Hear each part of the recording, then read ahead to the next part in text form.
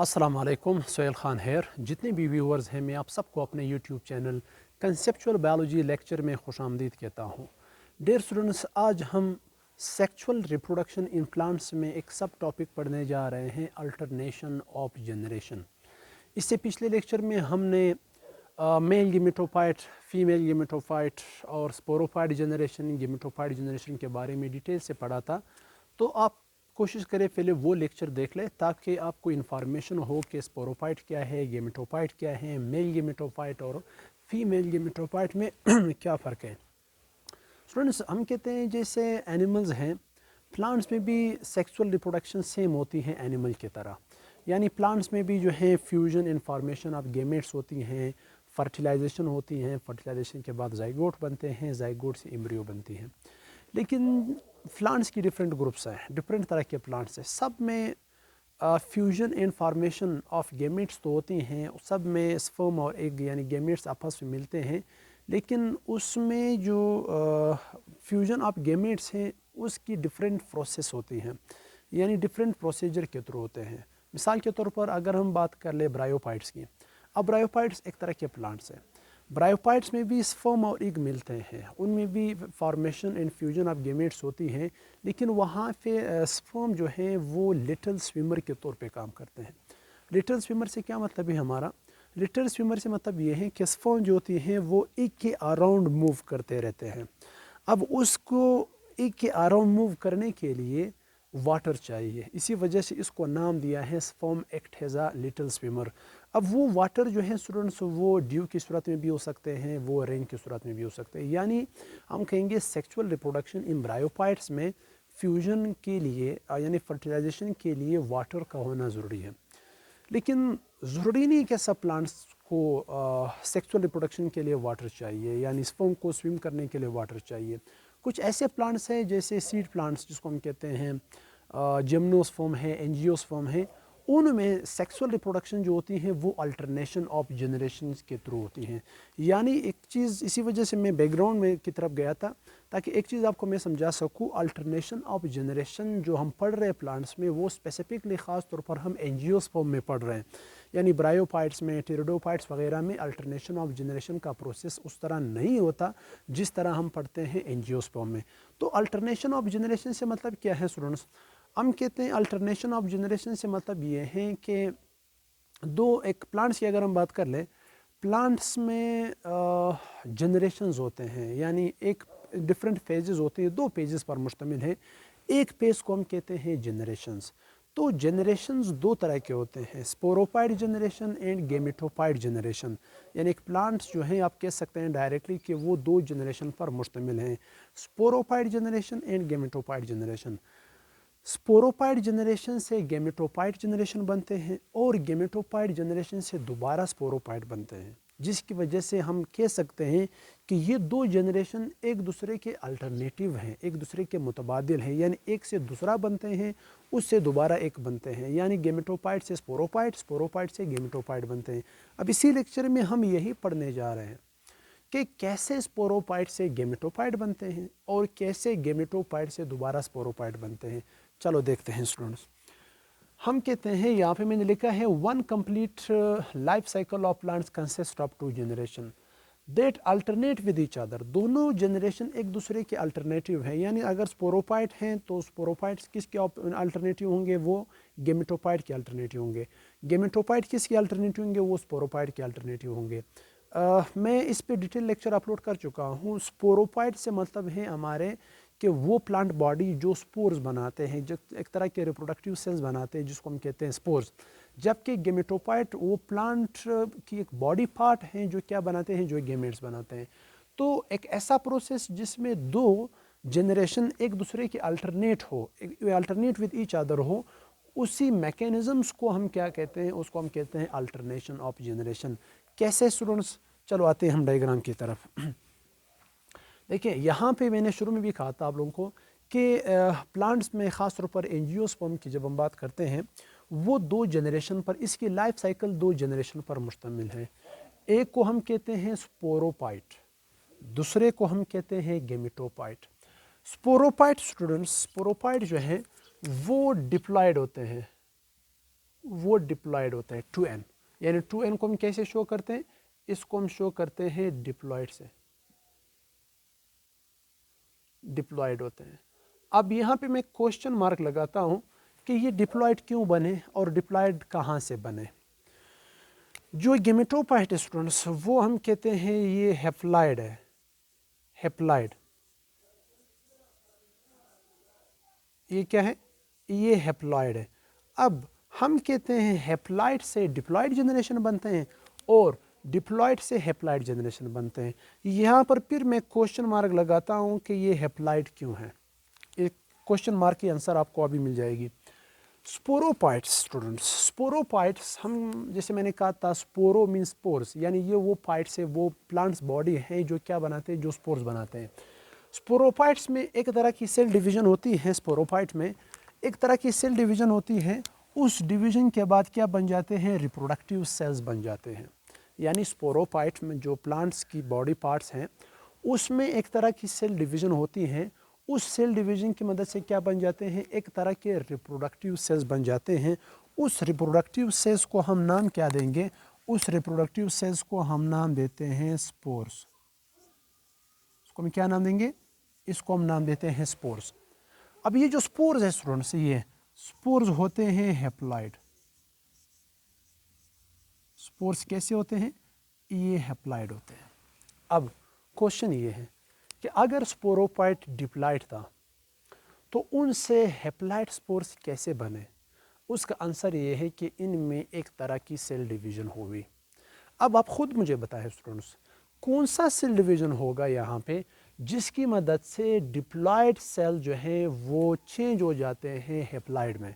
यानी मिसाल के तौर पर अगर मैं कहूँ कि आपके पास, मैं क्रोमोसोम्स की तादाद की बात करता हूँ, जस्ट एग्जांपल मैं देता हूँ, अगर आपके पास 10 क्रोमोसोम है, यानी स्पोरोपाइट के पास सपोज 10 क्रोमोसोम्स हैं, उनसे जो सेल्स बनते हैं, रिप्रोडक्टिव सेल बनते हैं, यहाँ पे क्रोमोसोम्स की तादाद सपोज 5 है।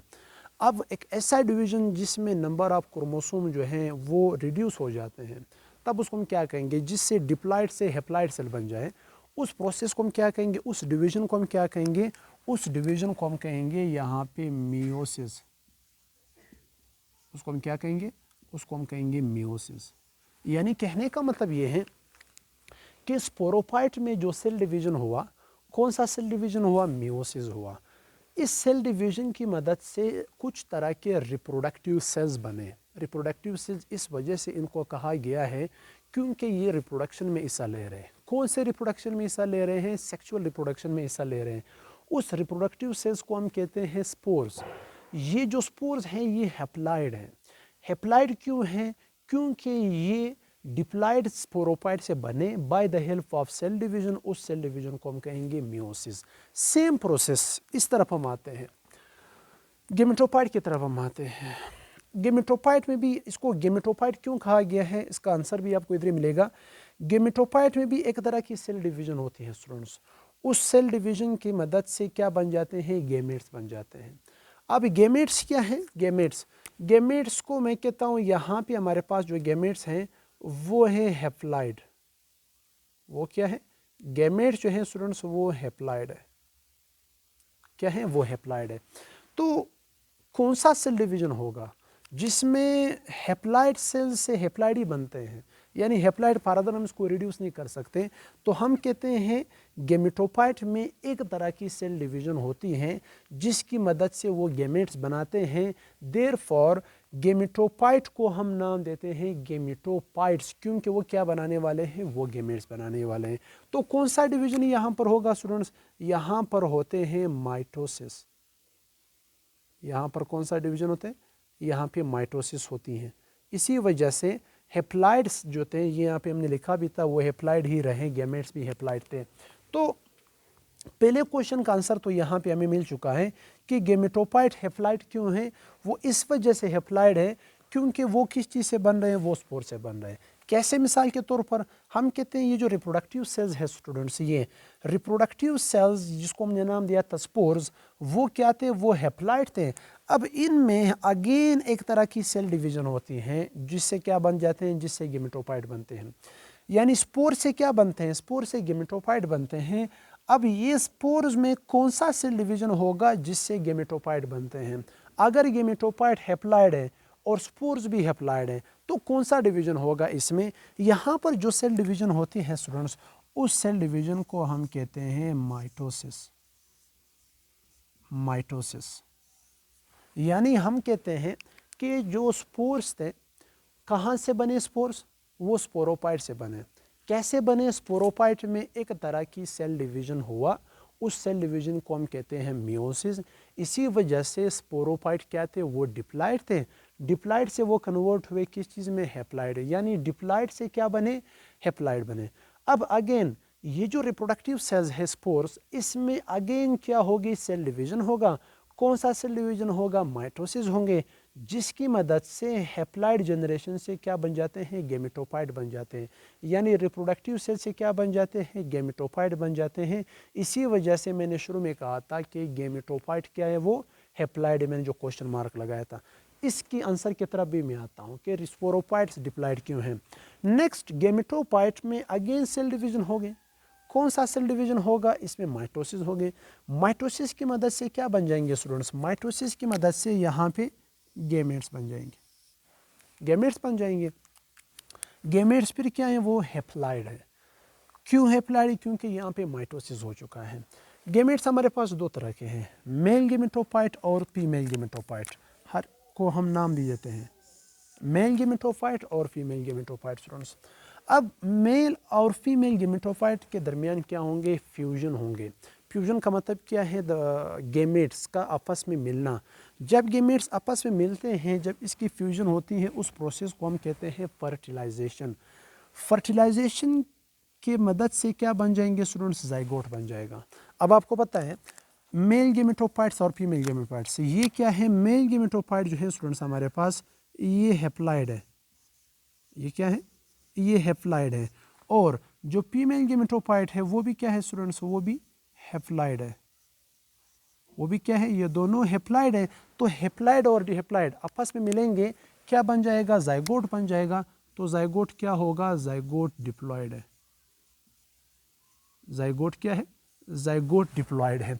अब इस जाइगोट में अगेन सेल डिवीजन होगा, जिसकी मदद से अब क्या बन जाएंगे? स्पोरोफाइट बन जाएंगे। कौन सा सेल डिवीजन होगा स्टूडेंट्स? जाइगोट में कौन सा डिवीजन होते हैं? जाइगोट में माइटोसिस होते हैं। कौन सा डिवीजन होगा? माइटोसिस होगा। यानी हम कह सकते हैं जाइगोट के अलावा अगर हम लफ्ज़ यूज़ कर ले एम्ब्रियो, यानी जाइगोट से क्या बनते हैं? एम्ब्रियो बनते हैं।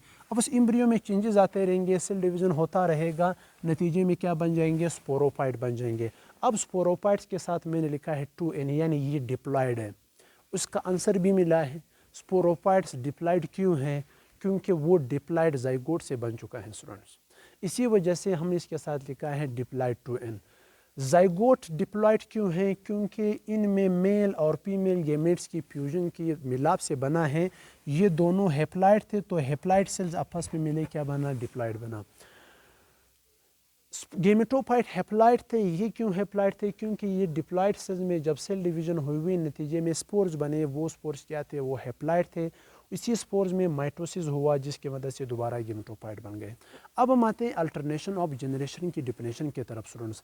अल्टरनेशन ऑफ जनरेशन मैंने शुरू भी कहा था कि एक एंजियोस्पर्म आप इसको कंसिडर कर ले। इस दो जनरेशन पर मुश्तमिल है, गेमेटोफाइट और स्पोरोफाइट। स्पोरोफाइट से क्या बना? स्पोरोफाइट से गेमेटोफाइट बन चुका है, और गेमेटोफाइट से दोबारा क्या बन चुका है स्टूडेंट्स? स्पोरोफाइट बन चुके हैं। इस होल मैकेनिज्म्स को हम क्या कहेंगे स्टूडेंट्स? इस होल मैकेनिज्म्स को हम कहेंगे अल्टरनेशन ऑफ जनरेशन। क्या कहेंगे इसको? अल्टरनेशन ऑफ जनरेशन कहेंगे। इस पूरे प्रोसेस को हम क्या कहेंगे स्टूडेंट्स? इसको हम कहेंगे अल्टरनेशन ऑफ जनरेशन। आप अल्टरनेशन ऑफ जनरेशन को कैसे डिफाइन करोगे? आप कहोगे अल्टरनेशन ऑफ जनरेशन में स्पोरोफाइट्स जो जनरेशन है वो क्या करते हैं? ये give birth to gametophyte by spores through meiosis. यानी स्पोरोफाइट से क्या बन जाते हैं? गेमेटोफाइट बनते हैं।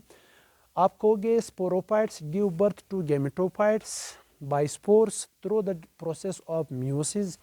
while gametophyte give birth to sporophyte by producing gametes with the help of division। कौन सा डिवीजन होगा? माइटोसिस होगा। उस गेमेट्स की आपस में फ्यूजन होगी, नतीजे में क्या बन जाएगा? जाइगोट बन जाएगा। जाइगोट डिप्लॉयड है, इसमें जाइगोट से एम्ब्रियो बनेगी, एम्ब्रियो में अगेन सेल डिवीजन होता रहेगा तो क्या बन जाएंगे? स्पोरोपाइट बन जाएंगे। इस होल मैकेनिज्म्स को हम कहते हैं alternation of generation. Alternation of generation को दो और भी नाम दिए हैं स्टूडेंट्स। इसको हम कहते हैं, हमारे 9th फेडरल बुक में ये दिया हुआ है, हेप्लोडिप्लॉयंटिक लाइफ साइकिल भी कहते हैं। हेप्लोडिप्लॉयंटिक लाइफ साइकिल क्यों कहा गया है? क्योंकि हेप्लॉइड जनरेशन से क्या बनते हैं?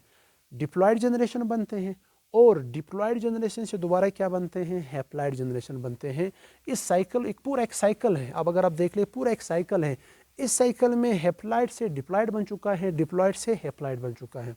अल्टरनेशन ऑफ जनरेशन को हमारे बलूचिस्तान टेक्स्ट बुक में एक और नाम भी दिया गया है, इसको कहा है haploid and diploid generation. Answer वही है, हैप्लॉइड जनरेशन से डिप्लॉयड बन रहा है, डिप्लॉयड जनरेशन से क्या बन रहा है? हैप्लॉइड बन रहा है। ये था स्टूडेंट्स अल्टरनेशन ऑफ जनरेशन। इंशाल्लाह नेक्स्ट लेक्चर में मिलते हैं। अपनी दुआओं में याद रखिएगा। अल्लाह हाफिज़।